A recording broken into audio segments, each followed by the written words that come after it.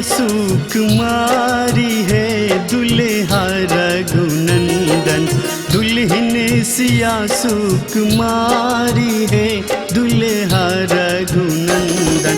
स्वागत में मिथिला के नारी है पाहुन अभिनंदन। दुल्हन सिया सुकुमारी है दुल्हा रघुनंदन।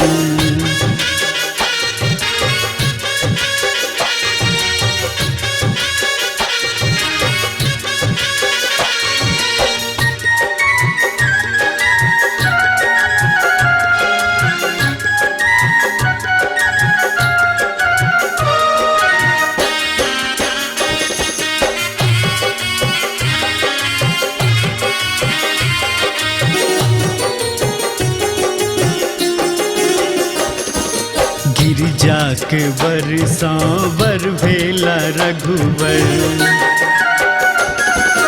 पुलकित जनक सफल स्वयंवर।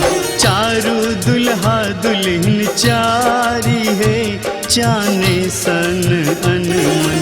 चारु दुल्हा दुल्हन चारी है चाने सन अनमन। दुल्हन सिया सुकुमारी है दुल्हा रघुनंदन।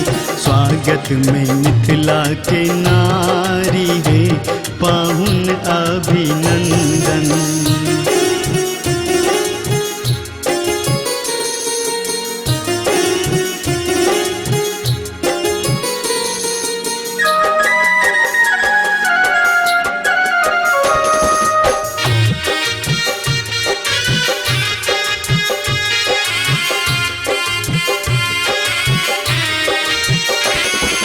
जुगल छवि अतिशय मन भावन।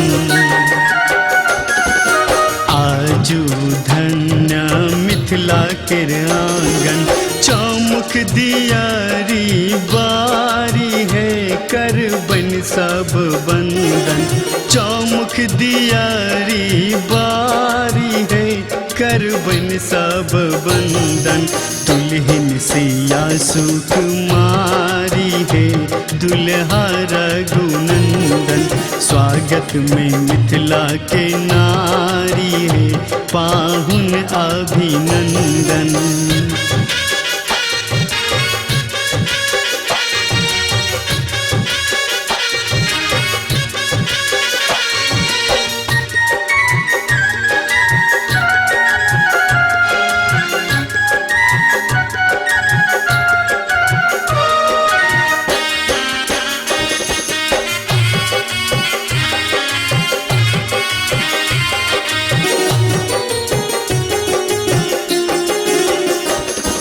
स्नेह अछिंजल सा चरण पखारब। शुभ मंगल लय अरिपन पारब। वेदक मंत्र उचारी है बानब नव बंधन। वेदक मंत्र उचारी है बानब नव बंधन। दुल्हन सिया सुकुमारी है दुल्हा रघुनंदन। स्वागत में मिथिला के नारी है पाहुन अभिनंदन।